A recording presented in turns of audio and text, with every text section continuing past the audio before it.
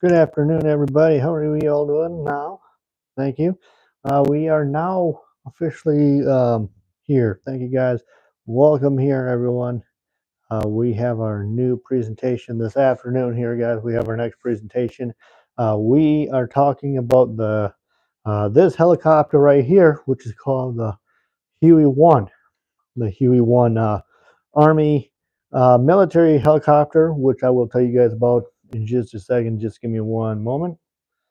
Hello, welcome in, everyone. How are you all doing today?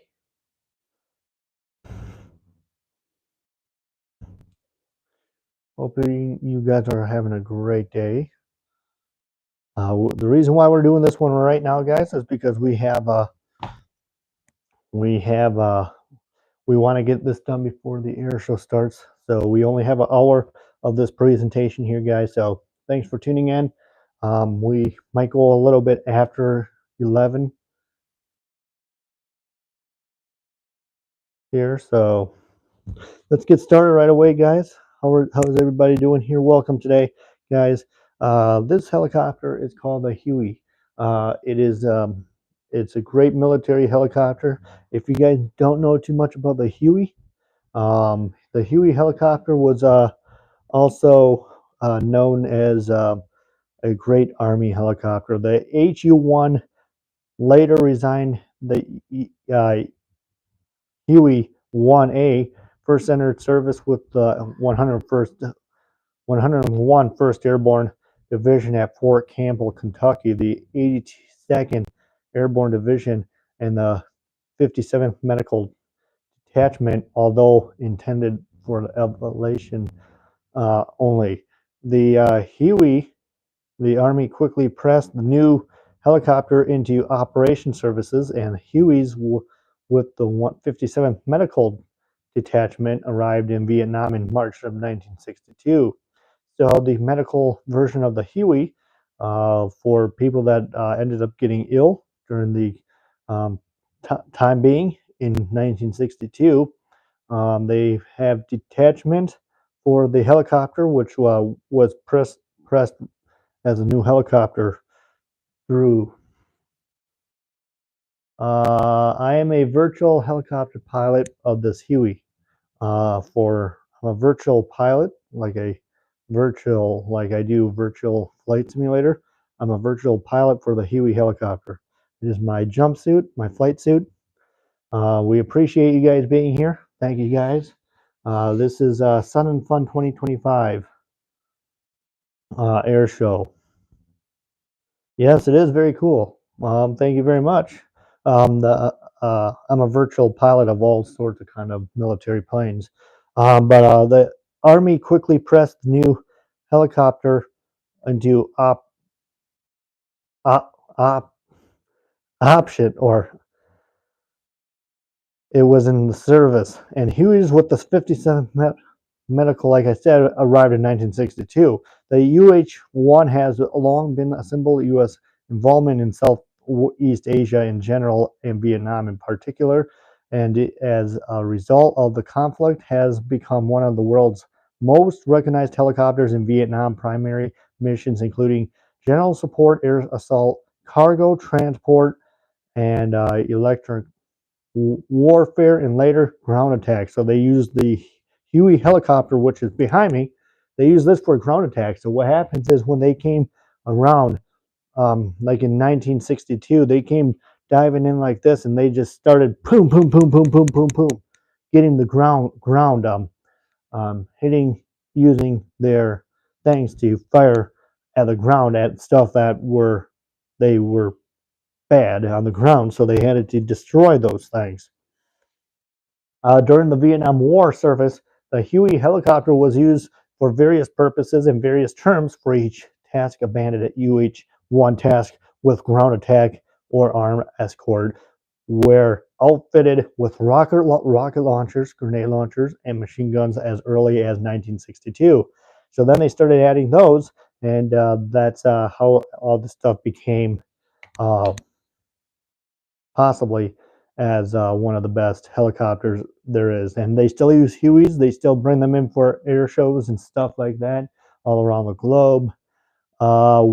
The Huey helicopter were modified locally by the companies themselves who fabricated their own mounting systems. These gunships, UH-1s, were commonly referred to as frogs. So they are Hueys were known as frogs back in back in 1962 Vietnam War. Um, and there was also Cobras, which were Cobras, another type of helicopter, which was another kind of helicopter that did the same kind of thing like the Huey did.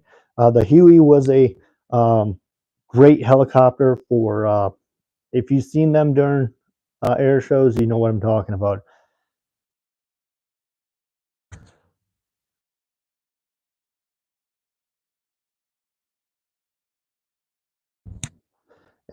And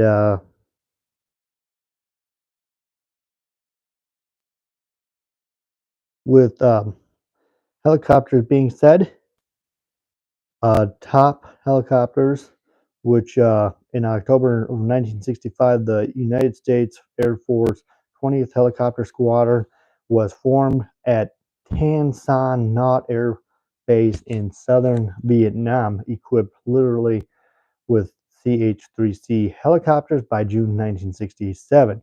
The UH-1 and the UH-1 were um, also added to the unit's inventory, and by the end of the year, the entire unit had shifted from Tan Son Nhut to Nak Han Phantom Royal Thai Air Force Base, with the CH-3s transferring to the 21st Helicopter Squadron on the 1st of August in 1968. The unit was resigned the 20th Special Operations Squadron. The 20th SOS UH-1s were known as the Green Hornets, as possibly the U.S. Air Force helicopters. Stemming from their color of primarily green and two-tone camouflage. Green and tan was carried and radio call sign Hornet. The main role of these helicopters were to insert and direct teams, provide cover for such operations, conducted warfare. The UH-1 were often equipped with automatic grenade launchers in a place of where the door guns are. So that's where that is. Uh, the grenade launchers have been tested on Army rotorcraft prior to its use by the USAAF. The unit was capable of firing 400 grenades per minute. Just imagine that, 400 of them. Boom, boom, boom, boom, boom, boom, boom. Just imagine how 400 of those came out of there. Up to 1,500 yards effective range. So you're standing way back. I don't know how far back, but these things can fire those things as far as they can, and it is absolutely crazy. The U.S. Navy acquired a number of surplus UH-1B helicopters from the U.S. Army. These rotorcraft were we 4 years, 4 years with the um, 4 years with the helicopter. The establishment of HAL-3, the Navy determined that it still had to need for gunships, establishing two new Naval Reserve Helicopter Attack Squadrons as part of the newly formed Commander Helicopter Wing Reserve in 1976. Helicopter Attack Squadron Light 5, nicknamed the Blue Hawks, was established as Naval Air Station Point, California on 11th of June 1977, and the sister squadron Helicopter Attack Squadron Light 4, known as the Red Wolves. So they're called the Red Wolves, and the Naval Air Station Norfolk, Virginia on 1st of July in 1976. The last regular Navy Hueys HH-1 for search and rescue was retired in 2009 and replaced by H-60 Seahawks, and the last Marine Corps UH-1 were retired in 2014. And those were how that happened right there. 9 Argentina Army Aviation UH-1s and 2 Argentina Air Force Bell 212 were included with the aircraft deployed during the uh, Falklands War. They performed general transport and SAR missions and were based in Port Stanley, Bam, Puerto Argentino. 2 of the Hueys were destroyed, and after the hostilities had ended, the remainder were captured by British military. 3 captured aircraft survive as museum pieces in England at Falklands. The Royal Australian Air Force has put out the Huey until 1989. Helicopters of Number 9 Squadron were deployed to South Vietnam in the mid-1966 in support of the 1st Australian Task Force. In this role, they were armed with single M60 door guns. In 1969, 4 of Number 9 Squadron helicopters were converted to gunships known as Bushrangers, armed with 2 fixed forward firing minimum and 7 rockets pod on each side. So they had rocket ships, looking at both sides, and they were looking and started going boom, boom, boom, boom, boom. Germany now had the German Aerospace Company constructed 352 Hueys under license between 1967 and 1981. For the West German Bundeswehr, these saw services with both the German Army and the German Air Force as utility helicopters. They were also commonly used for search and rescue. So they did use, they're not just military ones that they use for fighting. They used those for rescue, search and rescue helicopters as well. That was used for the Hueys as well. So that's all that's what else they use those for. Israel withdrew its UH-1s from service in 2002 after 33 years of operation. They were replaced by Sikorsky Blackhawks. So in Israel, they went from Blackhawks, or they went from Hueys to Blackhawks helicopter, with an initial batch of 10 delivered during 1994, while some were passed on pro Israel in Lebanon. 11 other Hueys were reportedly sold to Singapore-based logging company, but were instead delivered in October of 1978 to the Royal Royston Air Force to skirt the United Nations indoors of the Rodenbush War. In Japan, in 1960, Subaru made an arrangement to produce the HU-1 for Japan, which was renamed the UH-1B in 1962. So it went from UH-1B to so that was the name before. In then they changed it, renamed it in 1962, along with the HU-1H, renamed UH-1H Bell, and Subaru developed the UH-1J.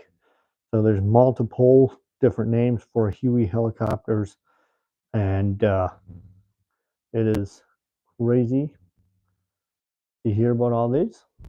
During the early 1900s, the Lebanese Air Force inducted their first Huey helicopter during the 2007 Lebanon conflict at the Battle of Nar based in New Lebanon. The Lebanese Army, lacking fixed-wing aircraft, modified several Hueys to carry 500 pounds, 200 bombs, in building it to fight better in for the helicopter. The Royal New Zealand now had Hueys as well. It had an active fleet of 13 serving the number 3 squadron. The first delivery was five Hueys in 1966, followed in 1970 by 9 Hueys 1H and one more Huey in 1976. All of the Hueys aircraft were upgraded to 1H specific during the 1970s. Two ex-U.S. Army UH-1H Huey helicopters. Airframes were purchased. They got new airframes for it in 1996. 3 aircraft have been lost in accidents in the era too. Let's see here.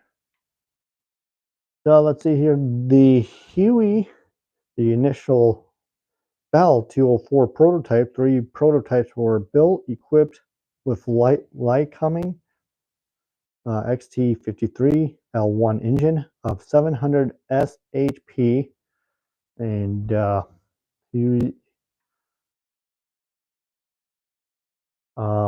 Bell 204 helicopters company designed covering aircraft from the XH-40, YH-40 prototypes to the UH-1, UH-1B, UH-1C, E, F, K, L, P, and M. So that's a lot. Let's see here. We have there are Hueys today that do fly during air shows. You do see those. July 23rd, 1982, Twilight Zone accident with a Huey crashed at Indian Dunes in Valencia, California during the making of a Twilight Zone.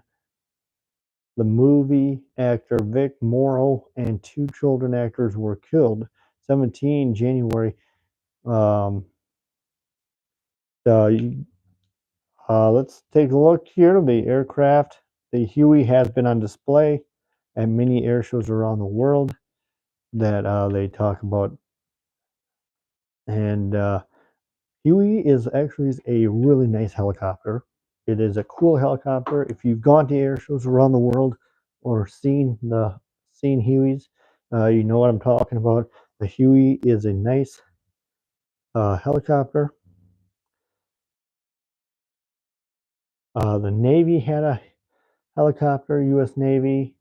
Hueys went all around the world. The developers that made the Huey was very clever of making a helicopter like that. There's also Blackhawks, Sikorsky Blackhawks. There are other ones out there with military helicopters, which is the C-47. The C-47s that we talked about earlier were also amazing helicopters as well. Or no, amazing aircraft as well. They were DC-3s, but they transformed into military version, which they are called the C-47s. We can answer questions if you guys are interested. These are short presentations this time, guys, but if you have any questions, please ask.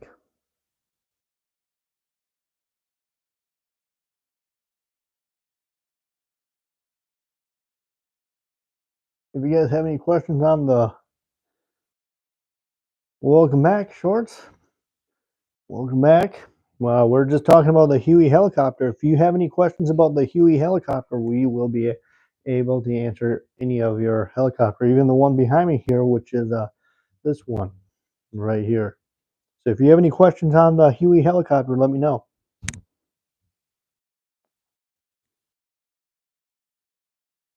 Like I said, we had a presentation on the B-25. Now we have one on the Huey. We have had two presentations in the last couple minutes. Any questions? Any questions on the Huey helicopter or anything?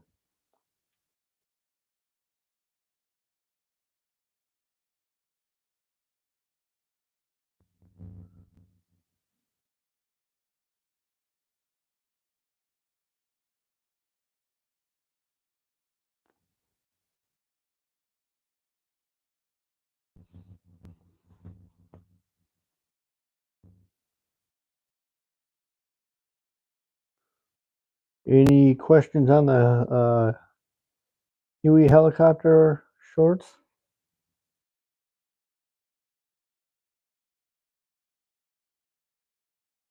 If not, we have some more little updates for you with the Huey.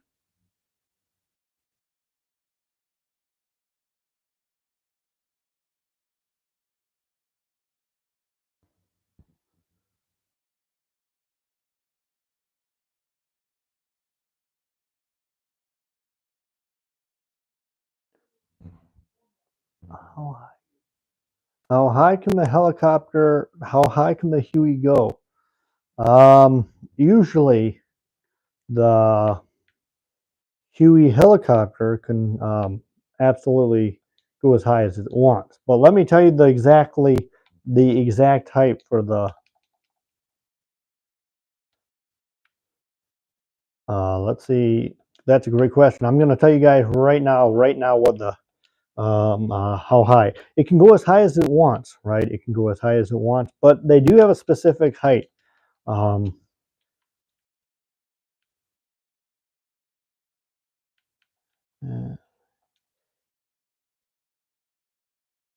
the Huey helicopter.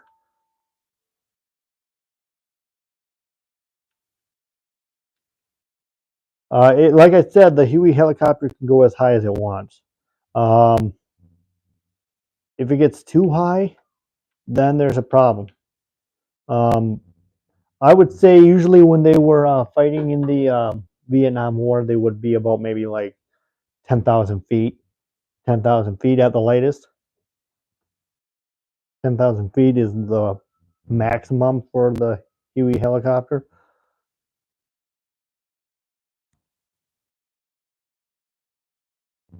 I mean, they can go as high as they want, but at least when they were fighting in the Vietnam War, they had a chance to get to 1,000 or 10,000 feet.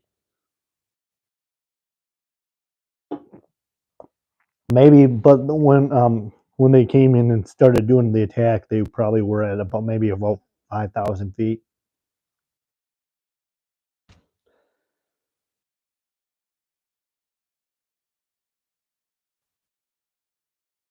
Do we have any other questions?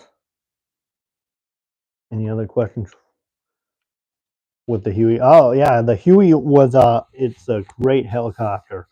Um, it is a nice machine.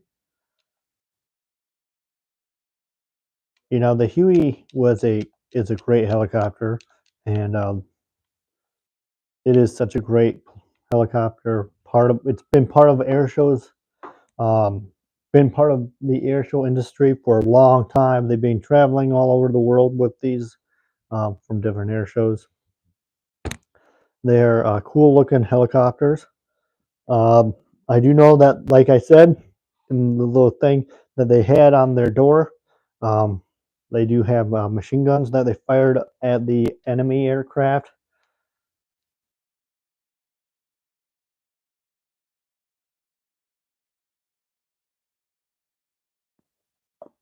They have a couple pilots have ejected from those, like they have jumped out.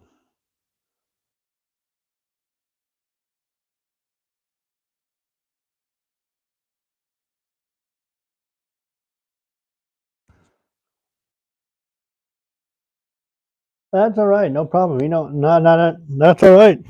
Just thought, I'd like to share some info about the Huey helicopter. We've been cutting these presentations shorter today, guys. Because we've done two presentations, and we better get ready for the air show. So the air show starts at 1 o'clock, and the air show starts at 12 o'clock Central Time. Eastern Time, where Sun and Fun is, it starts at 1 o'clock. We do have to get ready for that. But as I let you know right now, guys, we have more presentations tomorrow and Sunday. Tomorrow we have the P-51 Mustang. Sunday we have the Korean War Corsair. And yes, I will put you guys back on the flight radar. So you guys enjoy that for the remaining time. And thanks for watching, guys. And make sure you tune back in for the flight radar to watch all the traffic coming into Sun and Fun. Thank you, guys. And you guys take care.